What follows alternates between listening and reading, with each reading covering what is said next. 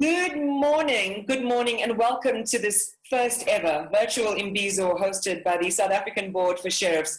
My name is Iman Rapesi, and I'm a broadcaster and author, and I'm the moderator for today's events. Your community of professionals serves a crucial function in our lives, as you have just seen in that opening video. Without you, the agency of the courts is impacted. Sometimes your work happens under harsh and dangerous conditions, and we are so grateful for your service. Thank you to everyone who is participating today. It is such a joy to have you. I understand that at least 400 people have registered to join us today, and possibly more. So even in this virtual space, I'm extending warmth and gratitude to you for making the time to be with us today. But before I introduce the chair of the board and the agenda for the day, let us pause, if we can, for a moment's reflection on those who have suffered, those who have been affected or passed away during this insidious pandemic. Especially remembering the family of former board member Hisham Mohammed, who passed away. And I'm told that some of his family members will be joining us today. So to Hafiz and Salim, Assalamu alaikum, inna lillahi wa inna ilayhi rajiun. Mr. Mohammed was an MP and an ANC stalwart and a regional head of justice in the Western Cape for many years. So we just take a moment to reflect.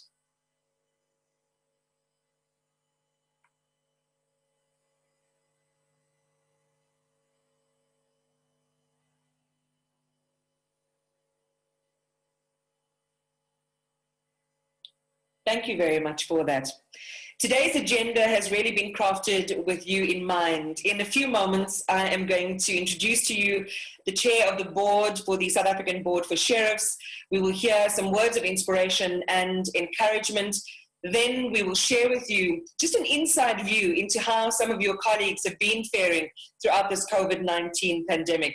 And then we will introduce you to the Minister for Correctional Services, for Justice and Correctional Services, the Honorable Ronald Lamola. And that will be followed by a Q&A panel. And what the team has done is really try to plug in to all of the questions across the community. We've asked for questions to be sent to us. And these questions we'll put to our panel a little bit later on, which will be joined by the Deputy Minister for Justice and Constitutional Development, Mr. John Jeffrey. I think it's going to be a robust panel. We're going to have a lot of interaction. And one of the things we really hope for today is that you leave with more information than you entered, but most importantly, that you leave inspired. And so without further ado, to officially welcome you is your board chair, Mrs. Charmaine Mabuza, and someone that I've gotten to know as well during the course of my work and career. She is a respected and prolific businesswoman who wears many hats, and she has received multiple awards for her astute business knowledge and decision-making. She grew up to a single parent in my neck of the woods in KwaZulu-Natal in Impangeni, and she was inspired by this multipreneur tenacity that her mom displayed, and her track record is certainly testament to that. If you didn't know, you should also know that Mrs. Mabuza is also the Sheriff of the Higher and Lower Court of Nelspruit, now Mbombela, and Deputy Chair of the University of Mpumalanga. She is a passionate advocate of the South African Board for Sheriffs. Your chair, please give a virtual round of applause to Mrs. Charmaine Mabuza.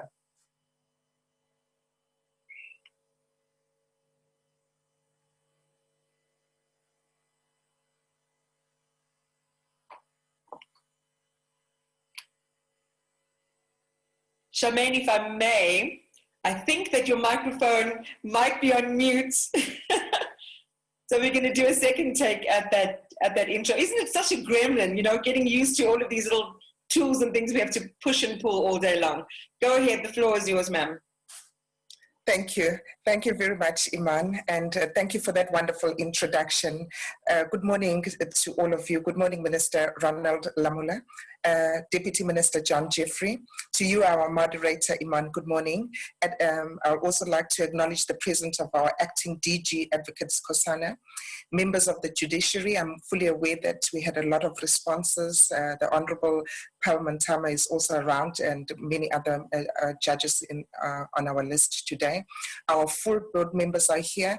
I'd like to also acknowledge them and all the staff of the board, which is led by Ms. Jody van Wyk, leadership of SAS, led by Petra Ruet, leadership of Sanap's, led by June Thomas, sheriffs from Linz and Brits of South Africa, deputy sheriffs and staff from the various offices throughout the country, our guests from all professional bodies like the Rules Board, the professions such as the legal fraternity, and the Department of Justice. I too would like to also acknowledge the family of Advocate Isham Mohammed, who has been an avid supporter of the sheriff's profession. Thank you for joining us this morning. And to all our guests that are here, all protocol observed. I have very limited time to unpack the events of a jam-packed year. However, our annual report certainly gives more details, and I urge you to spare a few minutes to read it. And you will see that it dispels the myth that all is doom and gloom in our country. It demonstrates that we are a fully operational organization which subscribes to the principle of good governance, and that we as a board show zero tolerance to corruption and mismanagement, and that we as a board lead by example. Minister, as we once again proudly use this event to hand over our unqualified annual report to you, which has become the standard of what to expect from the board, because for as long as I can remember, we've never had a qualified report, and sets an example of what public institutions should be. We need to hold ourselves accountable to the people that we serve, and we must stay true to our mandate. In the past year, the board has truly been busy working to ensure that our strategic objectives are met and exceeded. Allow me to take time to delve into some of the highlights of the year. At the tail end of the financial year, we were faced with the COVID pandemic, and we had to be responsive to our stakeholders' plight. As we saw the closure of sheriff's offices, it became apparent that the government relief funds did not cater for the needs of sheriffs. 3 weeks after the Disaster Management Act was promulgated, the board met to explore ways in which to assist sheriffs. With approval from the ministry, relief measures were implemented by the board in a phased approach. To keep the wheels of justice turning in good and in bad times, 102 sheriffs who earn less than 1 million rand per annum were provided with 10,000 rand rebate, and 740 deputy sheriffs were all given a subsidy of 2,000 rand each. This totaling to a total value of about 2.5 million rand. Further relief is currently under considerations, and details would be announced in the near future. We are busy in discussions with the Department of Justice, and for which I thank them for the wonderful cooperation we've had. Just to share some interesting facts, 102 sheriffs have a turnover of below 1 million rand. And which actually makes up more than almost half the sheriffs that earn less than 1 million rand, even before considering that this is before their expenses are deducted. 69 sheriffs have a turnover of between 1 and 3 million rand, and 72 sheriffs have a turnover of above 3 million rand per annum. Therefore, we as a board understand the urgency of finalizing further relief for sheriffs. Bear in mind that the board has very limited resources. To respond speedily to keep abreast with regulations and its amendments under the different risk management levels, the board established a WhatsApp chat group and set up real-time communication structure. I remember this group was absolutely busy. We responded to more than 20 or so of the regulations and directives, and we made inputs. And I thank the people that made themselves available even throughout the night. This real-time communication allowed for direct access to the board during this time of crisis. As you are aware, training is one of our core mandates. We have, during this financial year, offered 111 sheriffs, deputy sheriffs, and office staff the opportunity to achieve the formal qualification called the Sheriff's Introduction Training Course. We were just about to start for the first ever legal practice bookkeeping course to start when COVID disrupted this program, unfortunately. We have under the guidance of our training division, gone a long way to converting the material courses to be online training. A new program is also being developed to upskill and empower sheriffs to be able to respond to the challenging environment, which includes, for instance, data's management module and creating sustainable revenue by proper billing. We notice that many sheriff's offices are struggling. They themselves are going into business rescue. And we thought, what are the gaps? And therefore, we identified some of these programs, and we hope that they will be helpful. Immediately after this Imbizo, we will be publishing dates for our online classes. We have to be the best we can. We have to standardize services throughout the country. The service that you receive from a sheriff from Santon and a sheriff that you from Buzini must be the same kind of service, and pitch these services to meet the world, to be a world-class sheriff as far as we are concerned.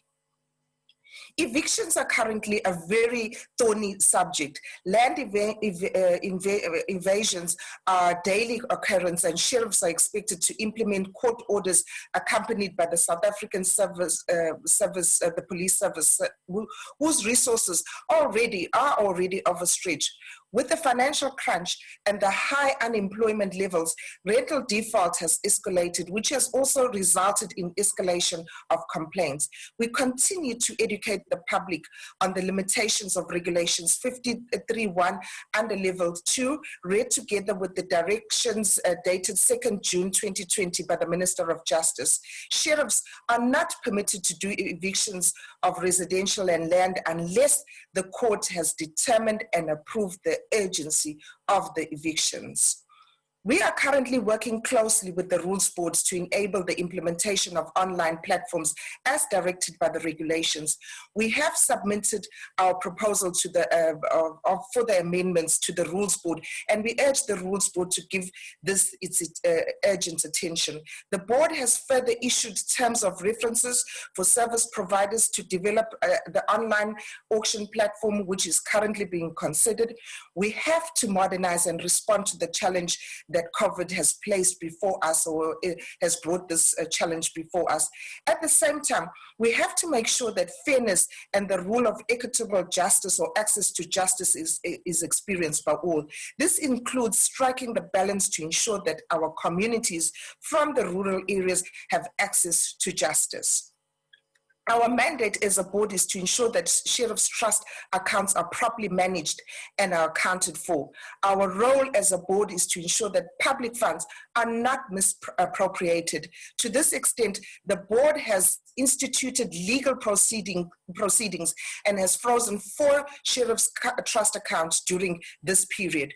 We have further opened 3 criminal charges for this period. We are not joking. The trust accounts mean everything. This is what determines the trust we have between ourselves and the public. 635 formal complaints were received from the public, of which 594 have been resolved, and the balance is still pending or investigated. I reiterate, the board will not tolerate any misappropriation of public funds. COVID should not be an excuse for sheriffs to dip into the trust accounts. I remind sheriffs that they hold positions of trust. We are also in the final stages of drafting the audit guidelines for sheriffs for approval by IRBA. These guidelines will in the future direct the process that must be followed by auditors when auditing sheriff's trust accounts. The board is currently considering or has approached banks to allow the board to have direct viewing rights and to sweep interest directly from sheriff's trust accounts. We have already recommended these amendments for consideration in the next round of amendments of the Act. Stakeholder engagement is a priority to the board. Thank you to everybody who worked tirelessly throughout the various forums like the Consultative Forum, the Banking Forum, and the various task teams that we set up from time to time. I want to thank sheriffs, especially the women sheriffs that have stepped up and have committed to serve all domestic violence processes free of charge during lockdown. Gender-based violence is a scourge that all of us, both men and women, have to stand against and say enough is enough. I am personally pleased to see the Sexual Offence and Related Matters and Domestic Violence Amendment Bill was before Parliament, and we call for the implementation to be expedited. I want to thank the Minister who's here present today, Minister Ronald Lamola, for joining us today for a very important conversation, namely keeping the wheels of justice turning despite COVID. Minister Lamola, we're grateful for you taking the time to come to know us as sheriffs and for joining us in today's webinar. Deputy Minister John Jeffrey, your constant guidance and your very hands-on approach is highly appreciated by all of us. I really thank you on behalf of the profession. To board members, your hours of hard work is not acknowledged enough.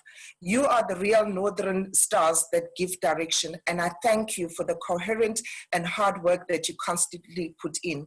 To the executive and board members, board staff members, thank you. You are an exemplary of what public service is all about. I thank you for all the hard work. Guests here today, I thank you for taking the time and enjoy what we have planned for you today. I thank you. Thank you so much, Mrs. Mabuza. Those words were both informative and inspirational, and we expected nothing different.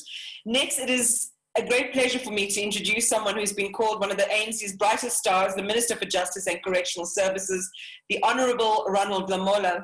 And Minister Lamola graduated with an LLB degree from the University of Venda in 2005. In addition to that, he also holds postgrad certificates in telecommunications policy and banking law, 2 master's degrees from the University of Pretoria, the first in corporate law, the second in mining law. He was admitted as an attorney of the High Court of South Africa in 2007, so he's a highly experienced and respected legal practitioner, appointed by the President, as we all witnessed, as the Minister of Justice and Correctional Services in May last year. On a more personal note, he likes to mountain bike and spend time with his children and his wife. He plays football, if you didn't know. He happens to be a Kaizer Chiefs supporter, but I'm going to see what happens tomorrow at 3:30 when my new chosen Masanda Wana go head-to-head with Amakosi in the Absa Premiership League. Please welcome, everyone, the Minister for Justice and Correctional Services, Minister Ronald Lamola. Thank you very much, Iman, for such a flowering introduction. As you might have seen in the previous games, it's unpredictable what is going to happen tomorrow. So we leave it in God's hands. Deputy Minister for Justice and Constitutional Development, John Jeffrey, the Chairperson of the Sheriff's Board, Ms. Charmaine Mabuza, and the entire board, the Executive Manager, Ms. Jody van Veek, the sheriffs and the deputy sheriffs, judges and members and various magistrates who are participating here, members of the legal profession who are also participating in this platform, distinguished guests. If we were to give an analogy of the justice system as a car, there's no doubt that the sheriff's profession will be the wheels of the car. Or if one wanted to use another analogy, one could even say that the sheriffs are the midwives of the justice system. But whichever analogy one chooses to use, there's no doubt that the sheriffs form an integral part of the justice system, and that the justice system will be unable to operate if we're not for the sheriffs, or the wheels of justice will not be able to turn. Ladies and gentlemen, may I take this moment to also pay a special tribute to the late Advocate Hisham Mohammed.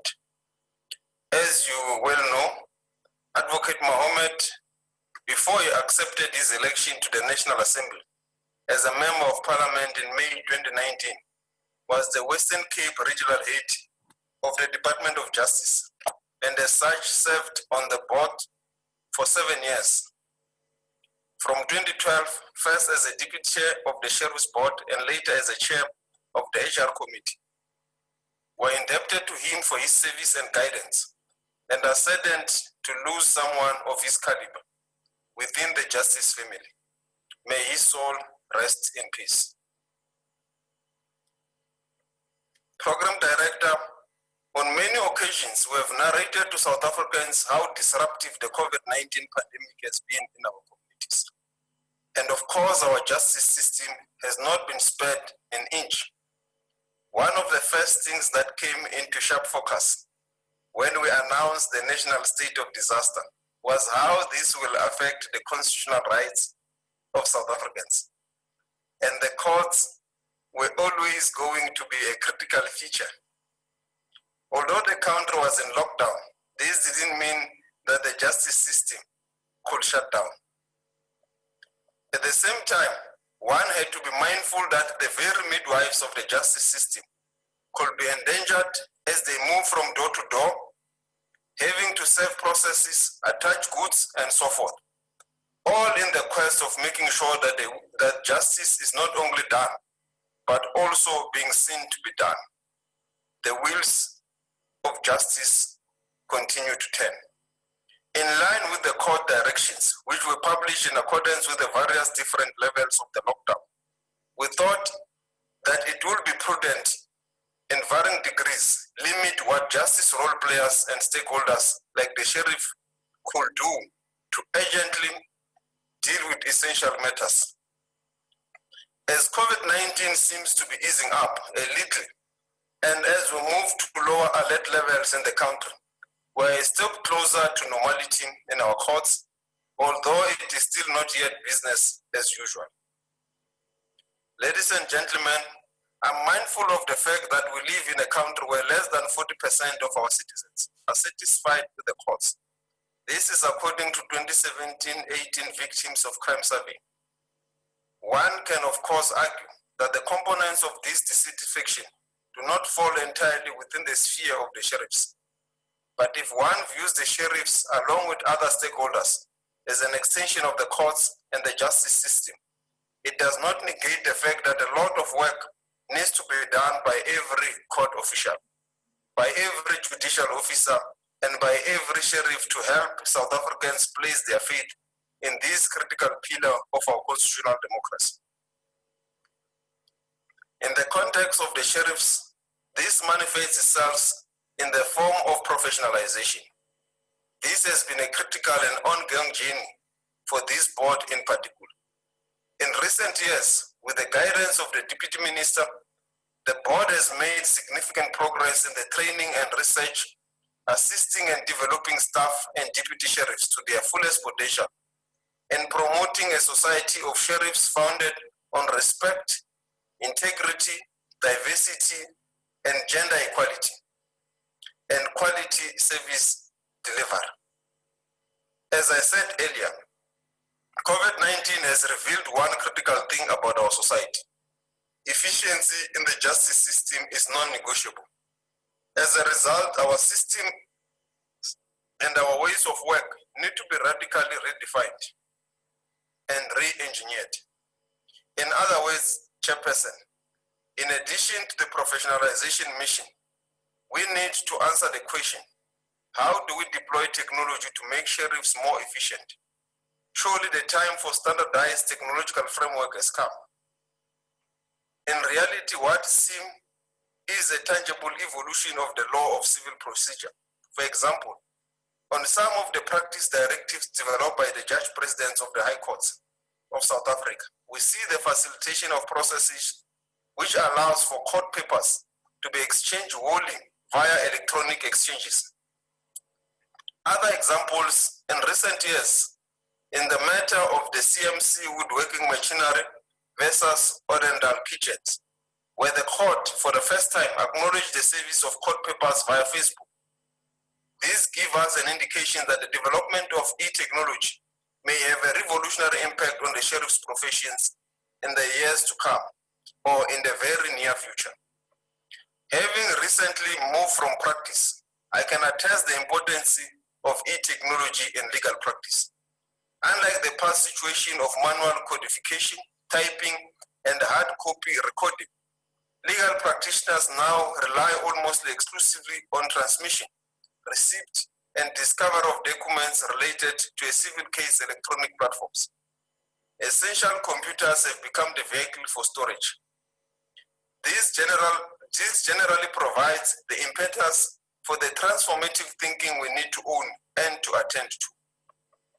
Program Director, we also live in a society where gender-based violence and femicide is correctly classified as a second pandemic.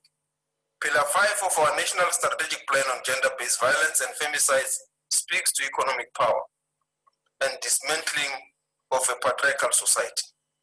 This requires us to strengthen the child maintenance and related support systems to address the economic vulnerability of women. I'm aware that the profession has been informed that going forward, courts will be using sheriffs to save maintenance documents.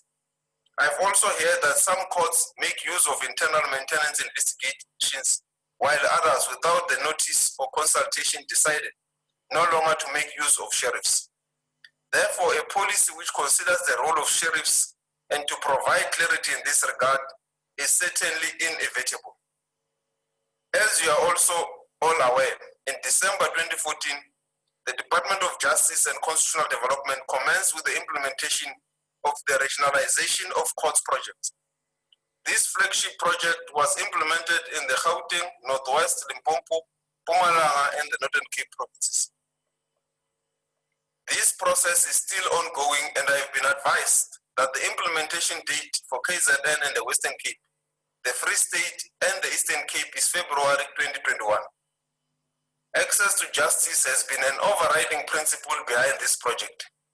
Magisterial districts are to follow the boundaries of the district municipalities as far as possible, except where adherence to the later boundaries will not advance access to justice.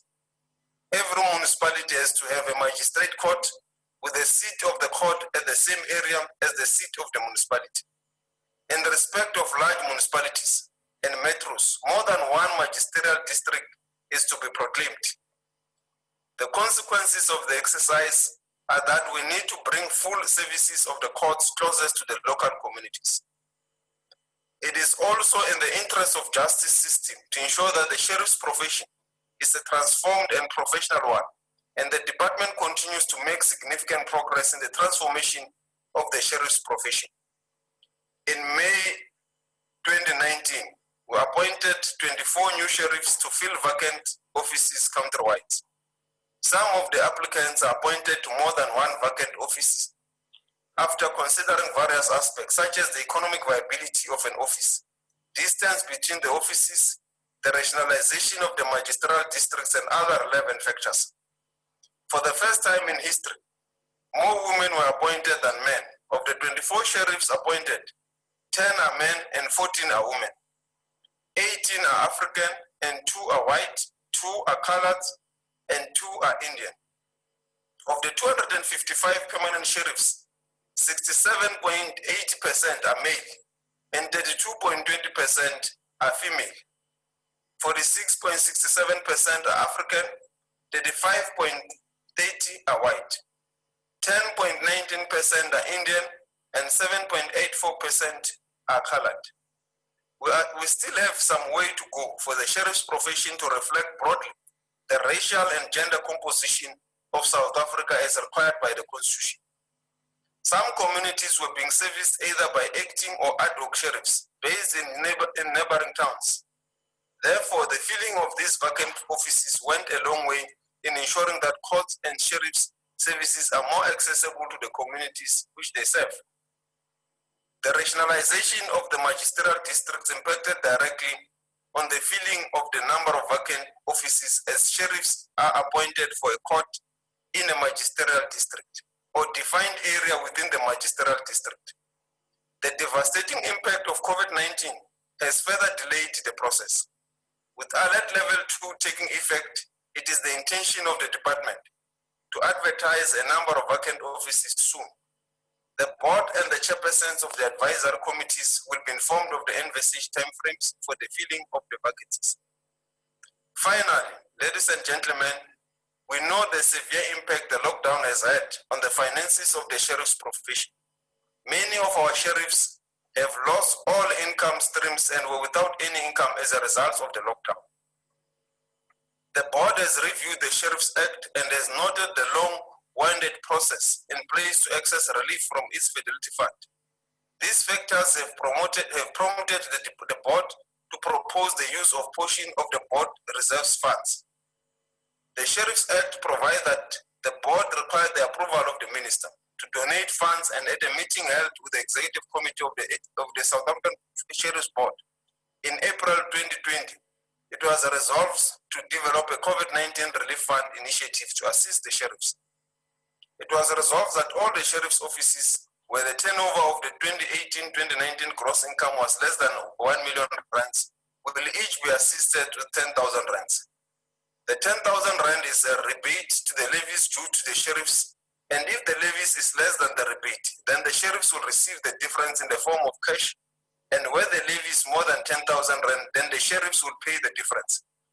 I was informed that the total number of sheriffs with gross income of less than 1 million rands is 102.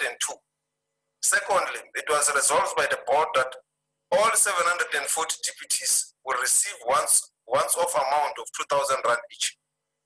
After the initial request for assistance, a further request was made to me by the board, predominantly because the lockdown period extended beyond the 3 months. The executive committee met on the 29th July 2020 and has requested our approval for additional relief funding in the amount of 2,117 rands.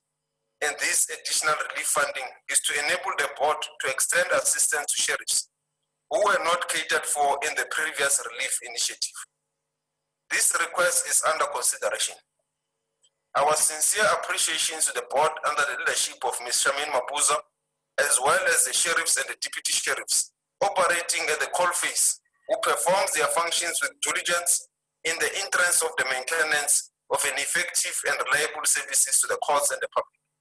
To conclude, I want to assure you that we in the Department of Justice and Constitutional Development share the board's vision of assisting in developing the sheriffs and the deputy sheriffs, promoting a society of sheriffs founded on integrity, openness, diversity, and gender equality, and promoting quality services from the profession to the justice system.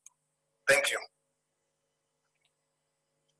Minister, thank you very much for that. And you've certainly preempted some of the discussion points that people wanted to raise, some of the concerns around making sure that there's equitable racial and gender representation in the community of sheriffs. So those are some of the themes we are certainly going to pick up during our Q&A.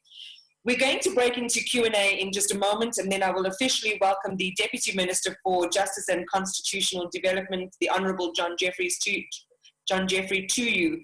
But before we do that, let's take a look at how your community has been faring and how the SABFS has responded.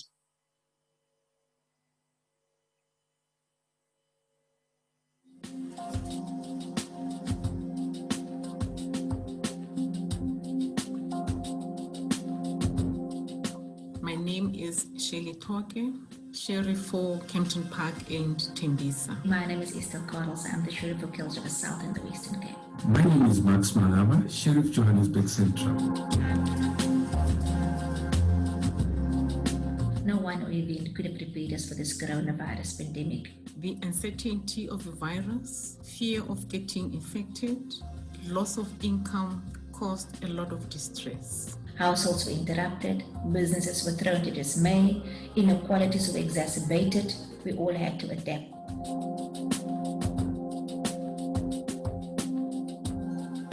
We moved to level 4, where now health requirements had to be put to space.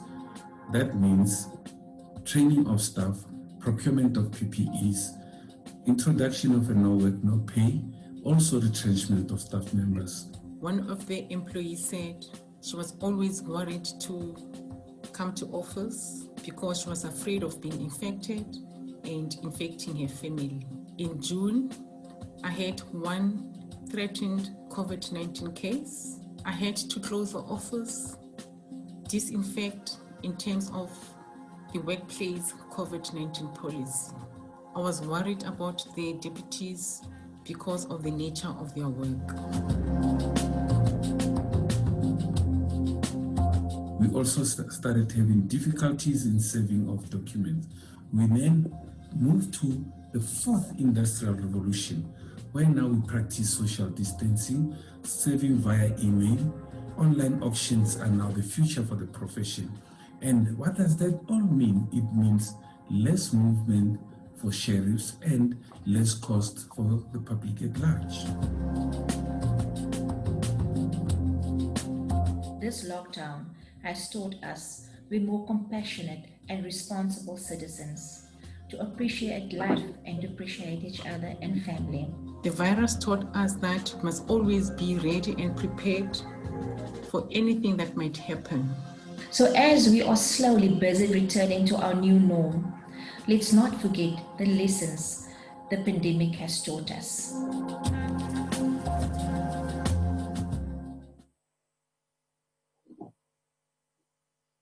So it's really, I think, important in all of these discussions to remember that there is a community of human beings, a community of warm bodies who rely upon efficiencies in the system, who rely on lobbying from a policy perspective, who have a mind for the work that they carry out every day.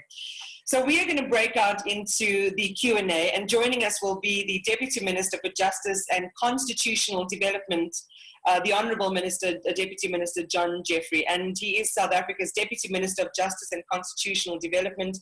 He is an admitted attorney and holds BA and LLB degrees. He's a member of the ANC and has been a member of the National Assembly since 1999. His constituency, by the way, is also in KZN.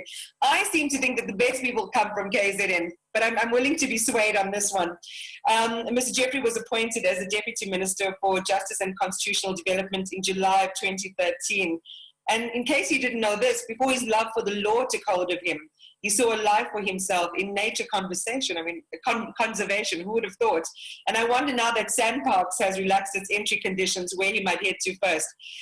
Deputy Minister, I'd love to welcome you to our program today. And I think in just saying hello to everyone, I'm going to put one of the first questions to you, which segue out of comments that the Minister has made with regard to the issue of racial and gender representation. Sheriffs appreciate the role, and this is something I've heard consistently, by the way, the role that you've played to support and promote the appointment of women. However, the gender profile among sheriffs is still lagging behind at 32.2%. What is your plan and undertaking that you can do to make women a priority in line with the President's directive of 40%, and more especially ensuring that they are considered for more viable offices? It's a pleasure to have you. Thanks very much, Imran and Iman, sorry. As we both know, I think the best people in KZN come from Pietermaritzburg. You and I both know that. Someone's done their Yeah. No, we're both from Pietermaritzburg.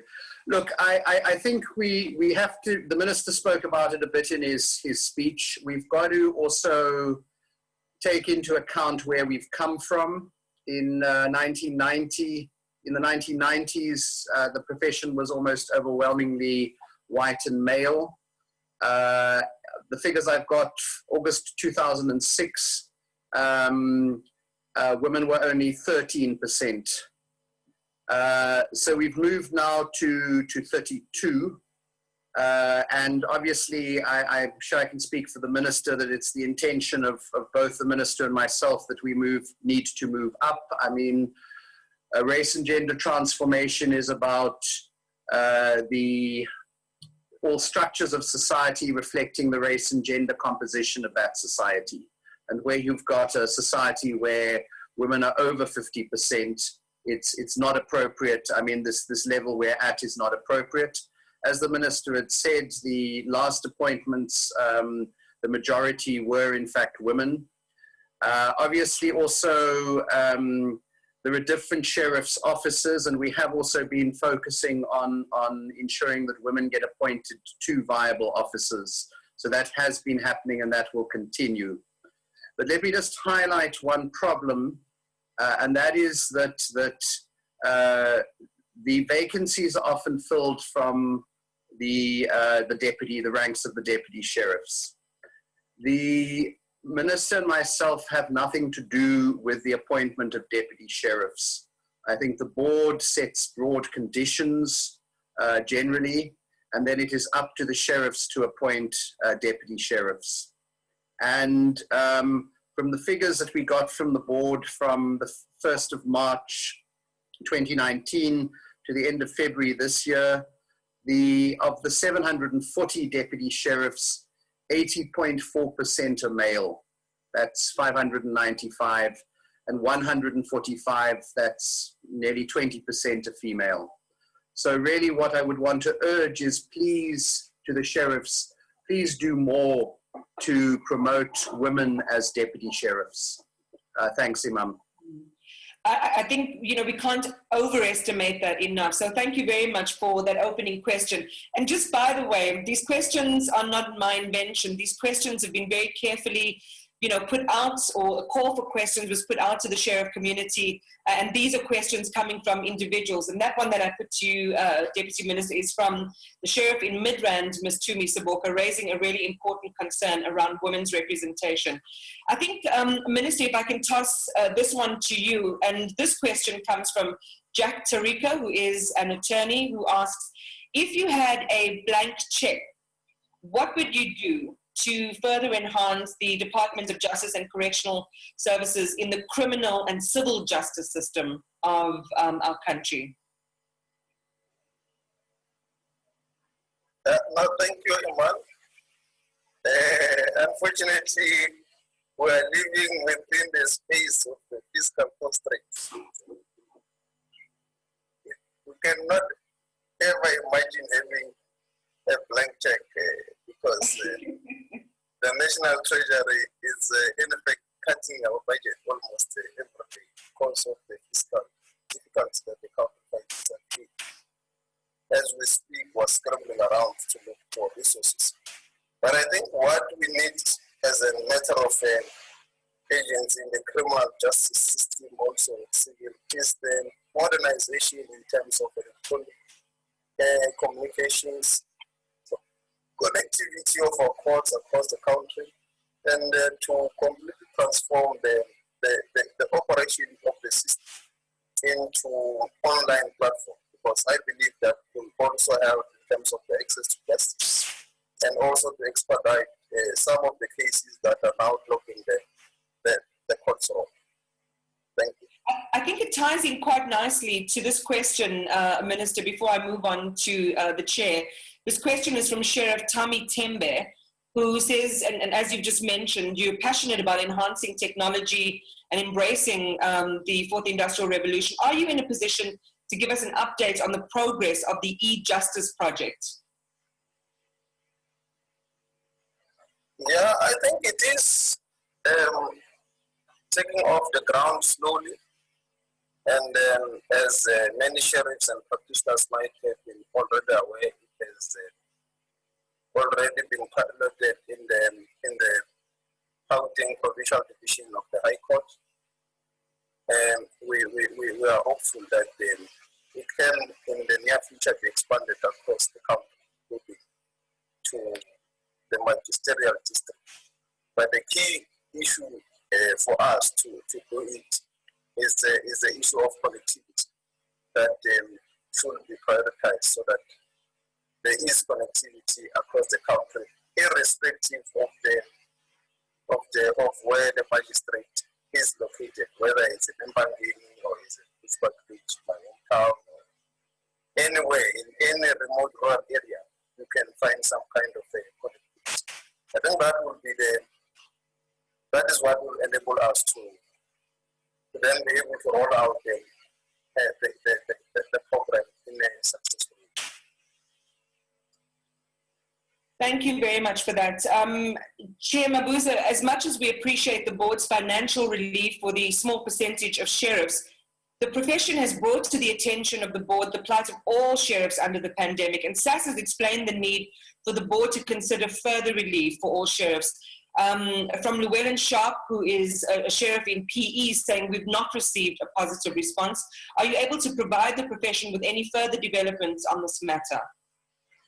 Thank you, Iman, and thank you to Llewellyn for that question. I think the minister has already alluded in his speech that we are busy considering further relief that we could extend to sheriffs.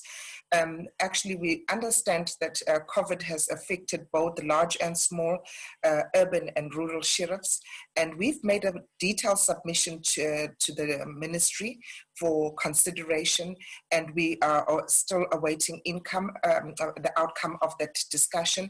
As soon as we have the details, we'll certainly share with the sheriffs, but we do understand the difficulties that they are currently struggling with, and as soon as it has responses come through, we will share with all the sheriffs, and we ask them to be patient with us. As soon as that is done, we'll announce. And I would imagine then, Chair, that all the latest communiques that need to be transmitted to the core community will be broadcast to them, but also present on the website.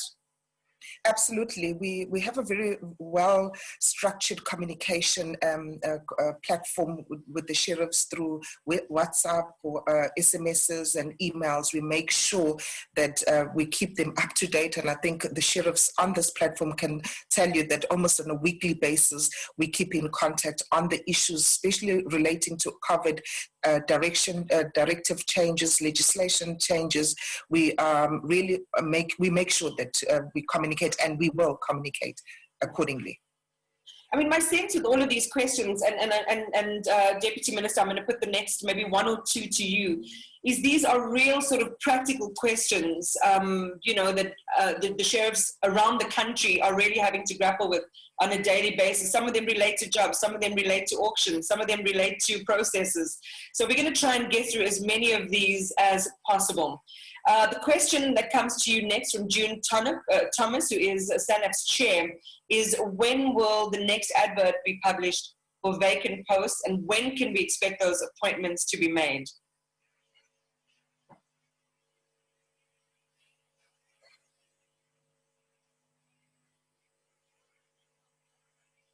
Deputy Minister, you may have muted yourself inadvertently. Sorry, I did mute myself. I was saying thanks, Iman, and thanks to Ms. Thomas. At this stage, it's envisaged that the advertisements for some of the vacant offices will be published by the end of this month, September, and then for the successful applicants to assume office with effect from the 1st of March 2021, which will coincide with the financial year for the sheriffs. Not all vacant offices will be advertised, as some are still subject to finalizing the rationalization of the magisterial districts, whilst other vacant offices or part thereof will be redescribed and allocated to existing sheriffs. That's linked to the whole issue of viability that is a later question. And then consultation with the board and the chairs of the advisory committees must take place so that we can ensure that there's a uniform approach adopted against the background of COVID-19 and how it will impact especially on the interviews. We've got these 9 committees, each interviewing people for its province, and we try and ensure that there's as much uniformity as possible in the process that is followed. And we will also be looking at advertising offices that will be coming vacant during the first few months of 2021. So end of this month with assumption date 1st of March 2021. Thanks. Let me just put another one to you real quick from Khomotso Mpahlela, who is a sheriff in Sandton North. And Khomotso asks, how can the department assist sheriffs in the rural towns to access the maintenance court work, especially in the Eastern Cape and in Limpopo? Thanks for that, Ms. Mpahlela. Just to say that, look, I think in many areas the sheriffs are issuing maintenance documents. The key issue, if it's not the sheriffs, then it would be the maintenance investigators of the department. Obviously, people applying for maintenance are not people who've got lots of money, so the costs issue needs to be looked at. You know, it's something that sheriffs can and should do, as well as serving domestic violence protection orders. And just also maybe to say, I mean, another area it's not here, and it's not something that I was able to resolve in the last term, was also the serving of document summonses for traffic offences.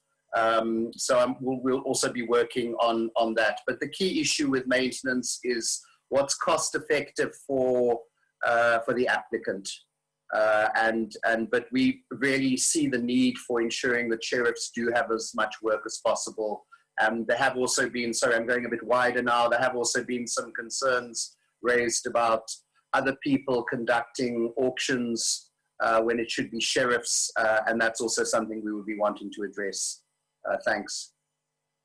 Thanks for that. I just want to let all our participants, our panelists, know that you don't have to worry about muting and unmuting. We've got a really slick technical team behind the scenes, and they will make sure that your mic is switched off. So if you need to, make a call in between or something happens, nobody's going to hear until you take the microphone. So we will protect your privacy.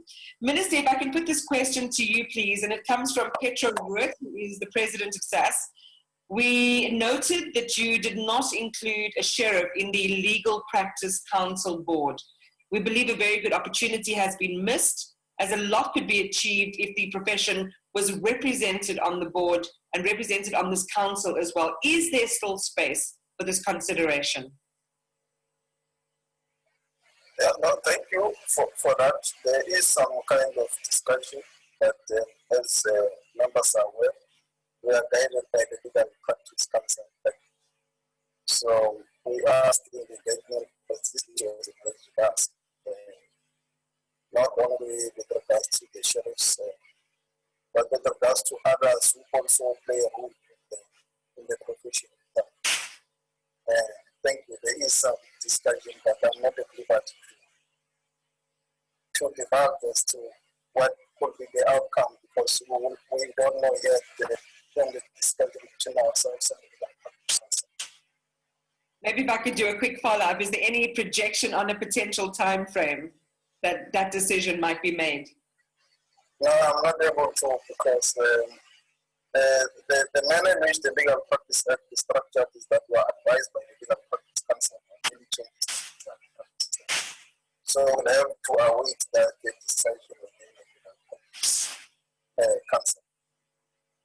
We are having a little bit of trouble with your signal, Minister, so hopefully it just self-corrects and resolves itself as we go forward.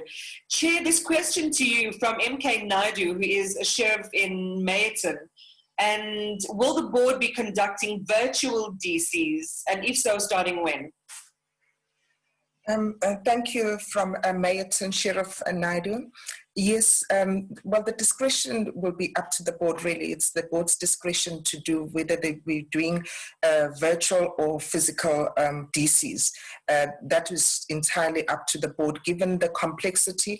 But our view is that courts are having virtual court cases that are being heard, and technology has advanced and is able to handle virtual DCs now, depending also at which risk level we are at, but we are starting with those soon. In fact, our DCs are going ahead as usual, and I know that in October there is some that are being held, but again, the board has got the latitude to choose depending on the complexity of the matters.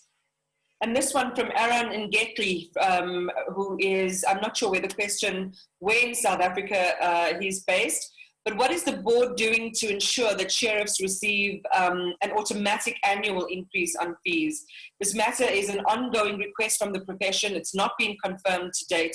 Will you consider engaging the rules board on this matter for finality? Thank you to Aaron Guess's question from Cape Town, Sheriff Cape Town. This is a very topical matter for sheriffs, and we understand because this actually talks to their livelihood. Tariffs really talks to their livelihood. As colleagues would remember, a couple of years ago, we engaged Professor Bloom from the University of Stellenbosch to come in and assist us with compiling some sort of model to assist us to be able to position to rules board. We did jointly with the profession give this model to rules board so that on an annual basis there shouldn't be a lag of time, because the entire cycle of approving the tariffs takes far too long, and we understand that process. But the Rules Board has, once they the first time adjusted our fees, then on an annual basis after our submissions, and then they have to still take, after our proposals, take that submissions to the ministry for approval. So that entire cycle takes some time. So unfortunately, currently it's done on an annual basis, and the submissions are done usually jointly by the profession, but it's on our agenda on an annual basis. And that point, we understand, is a very important point for sheriffs. Thank you, Madam Chair. Deputy Minister, I'll come to you in a moment. I just want to put this question to the Minister, and it's from one of our attendees. Minister Lamola, when will evictions be allowed?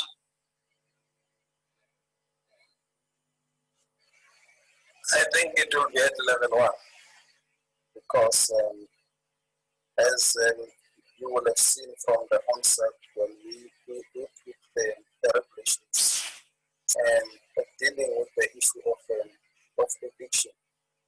And it was because there were difficult challenges that the people were now facing because of the economic difficulties, and they could not really be able to deal with some of the issues that relates to alternative accommodation and so forth, because there was no proper movement. So the full one could be at level 1, but we are currently in discussion within the department, even for now at level 2, to allow certain kinds of evictions, and I think that will become clearer as we publish the directives, which we intend to publish very soon, and that will also be more clearer in that regard. It's interesting how quickly time flies when you're having an intelligent discussion. It is 15 minutes after 11 o'clock, and I feel like I'm a radio host again. But we have probably about 20, 25 minutes left for our discussion. Some questions that we really want to get through from, diverse questions from across the country, from a lot of your sheriffs and deputy sheriffs. So, Deputy Minister, let me bring this question to you, and it's from Sheriff Fakude, who is in Jazini, who asks, non-viability is becoming a major hurdle in certain areas. Does your decision still stand to amalgamate the higher and lower courts offices and join smaller offices? Thanks very much to Mr. Fakude, and yes, it does. The problem, and so, yeah, we want viable sheriff's offices, and we appreciate that in some of the smaller magisterial districts, they're not viable on their own. So that would continue with the rationalization process, and you will be seeing more of that in KZN as that process is completed. The problem is, though, in the larger magisterial districts, which are very viable and too lucrative for really one sheriff, it's a question of how do you split them. So, for example, if you take in Gauteng, if you take the Randburg magisterial district, which covers the Midrand area, which is growing and becoming increasingly more profitable. But the dispute really is, what is a viable office? How much should the income be to make an office viable? And so I think a point of conflict, it's not in Mr. Fakude's question, but a point of conflict is with the sheriffs in those viable magisterial districts arguing that they don't want that district divided into 2 or to 3 because they want more. Now, obviously, the expenses of a sheriff, it'll be more expensive in a city in terms of storage rentals and things like that. So those will have to be taken into account. But look, I strayed off the question, but I just thought it was important. The issue of viability and getting consensus on what is viable is something that needs to be resolved. I'm going to add just another one real quick from Nicholas Nxumalo, who says, we had recently experienced more violence against sheriffs in the execution of their duties. can yourself and the minister engage more with your counterparts in safety and security to make the public and police aware of the duties of the sheriffs and their duty to actually assist and protect sheriffs in the execution of their duties? And that's from Nicholas, who is a sheriff in Pinetown. Is that also to me, Imran? I think you can kick it off, and then because I have a series of questions for the minister. Okay. Look, what I would say is that the board has had programs for explaining the role of sheriff. I think it's issues that need to be dealt with on a case-by-case basis, because obviously, even if people know the role of the sheriff, when the sheriff comes to evict them, they're not going to be that happy. And that is where,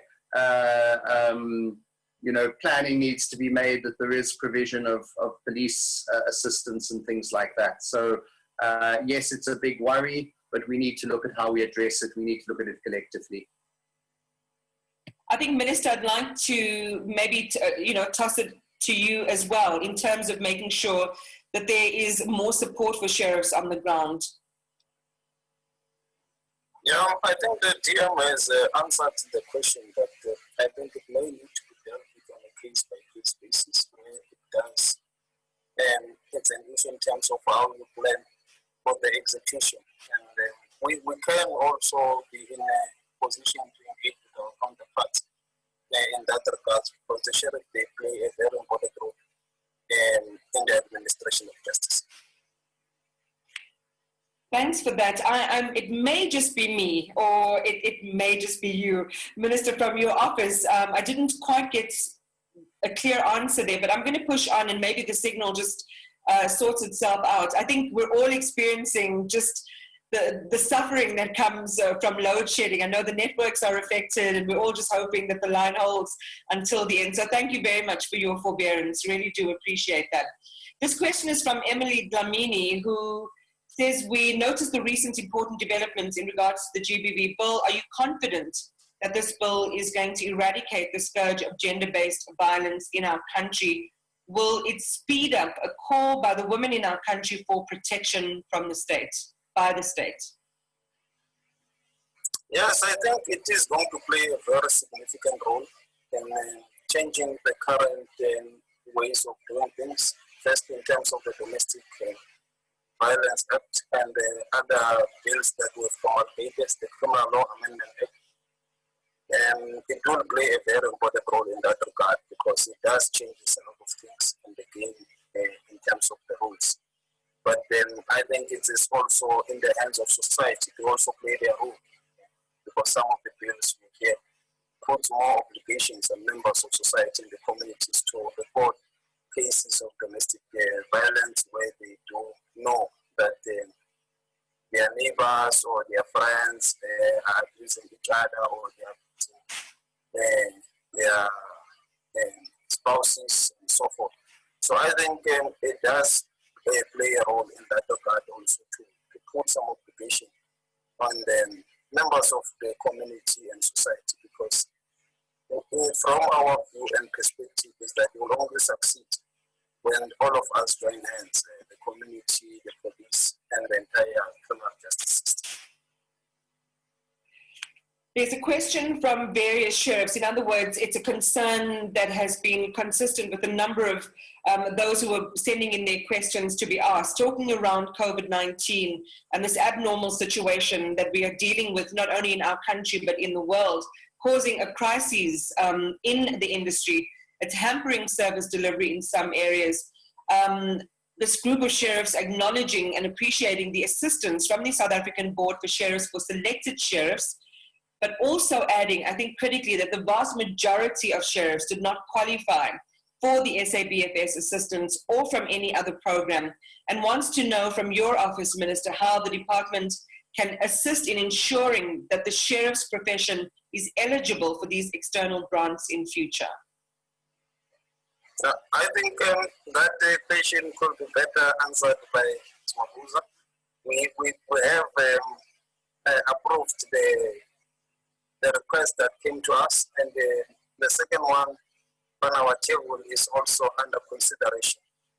As you may well be aware, we are also responsible for the attorneys who are also crying out loud for some help in this issue. And as I've said, the fiscal constraints within which we operate makes it difficult or even impossible for us to, in some of the instances where we would have wanted to do more, to do more. But is there sort of a laundry list line item for considering this extension? Yes, that's why I'm saying there is a request on the table that is being under consideration. But in terms of the other issues, I think Ms. Mabuza would be better pleased to respond. All right, so you have the microphone, Chair. Thank you, Iman. As the ministers correctly pointed out, this is the second batch before the ministries for consideration. But I need to also acknowledge that we, together with the minister, especially the deputy minister, we have approached other ministries, like for instance, the minister from DTI, to ensure that, to try and advocate and lobby for other funds to consider the relief to be extended to sheriff's offices and small businesses. I've personally done a roadshow to a number of these institutions, but the reality is that many individuals, institutions or funds really didn't consider the sheriffs as a business. Partly because we are not registered as PTYs or companies, or, there was a number of issues initially. After that was cleared, literally the funds had dried out in most of these funds. And it is a difficult one, but we'll keep pressing on until we see which door will open up. It is for that reason we decided to look at internal funds, what was within our control to assist sheriffs. Thank you. There's also been an interest, Madam Chair, about common complaints against the sheriffs, received, like what they were. This question is from Lucinda Delport in Cape Town. During lockdown, what are the most common complaints against sheriffs that was received? Well, this is a very important question, because during lockdown, one of the biggest and the largest proportion of questions that we actually got was, we just couldn't get hold of sheriffs. How can we get, or sheriffs' non-availability? And to my amazement, we found, and actually we did advise sheriffs to forward their contact details during lockdown. It is a simple thing that sheriffs didn't put messagings or notice board. That was the largest complaint ever. The second one was refusal to serve documents, and that was simply because it was misunderstood or never understood in what context from the regulations or the directives at that point of time, whether those documents could be served or not. The role played a very integral part in trying to interpret and mediate between the public and the sheriff to affirm whatever the position was. So we found ourselves extremely busy trying to mediate and sort out that kind of complaint. The other one, of course, was excessive storage fees that sheriffs was accused of charging, because a lot of time we had planned, or sheriffs had planned to do auctions on movable properties, and during lockdown that was not permitted, and so the holding cost was pretty high, and that was a huge complaint that came from the public's attorney's perspective. We've done our best to try and resolve most of these issues, to give a direction to sheriffs on how to handle those, and with the assistance of the organizations, we've been able to give a lot of clarity. Thank you. I want to, and thank you very much for that clarification, Chair. This next question is for the Deputy Minister, and it's from Ashraf Dawood. And I just want to appreciate all the questions that are coming through from those of you who are inputting them onto the chat. You're more than welcome to do so. We have a very agile team that is collating all of your questions so that we can put them to our guests today. And this one is from Ashraf Dawood, who says, Deputy Minister, that the biggest threat to the sheriff's profession is the non-payment of sheriff's accounts by certain attorneys. And as sheriffs, our only recourse is currently Section 14.7 of the Magistrates Court Act, which is not very effective. Can delinquent payers be reported to the LPC, and if so, under what section of its rules and regulations? And if they do not exist, can it be included in the code of conduct of the LPC? And they want, and as sheriffs are asking that the non-payment of sheriff's accounts by attorneys be considered an offence by the LPC, and as such have an attorney be disciplined. Yeah, this has been an ongoing problem. Before the LPC came into effect, we did have engagements with the law societies on the issue, and did, I think, report specific attorneys who were not paying. But definitely this is an area we can do more work on, and I look forward to sort of getting inputs and suggestions from the sheriffs that we can then take up with the Legal Practice Council.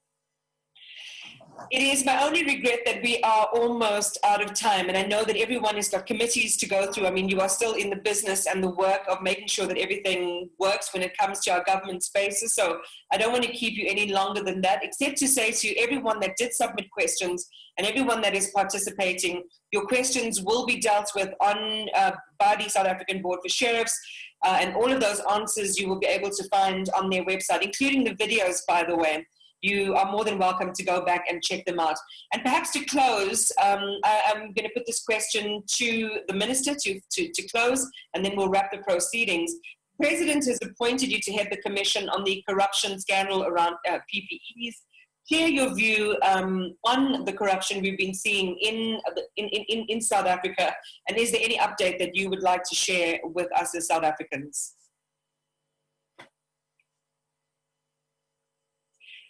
I am looking at you, Minister. Thank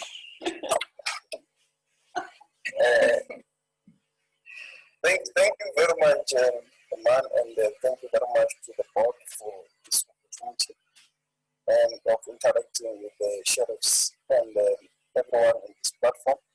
We hope it will play a significant role in shaping decisions and policy making, but it will also play a significant role on the day-to-day implementation of the sheriff's mandate across the country. It will also enable to alleviate some of the issues that we are aware are afflicting the sheriff's profession, particularly with the financial constraints that have been compounded by the COVID-19 situation. It's a situation that is happening across all sectors.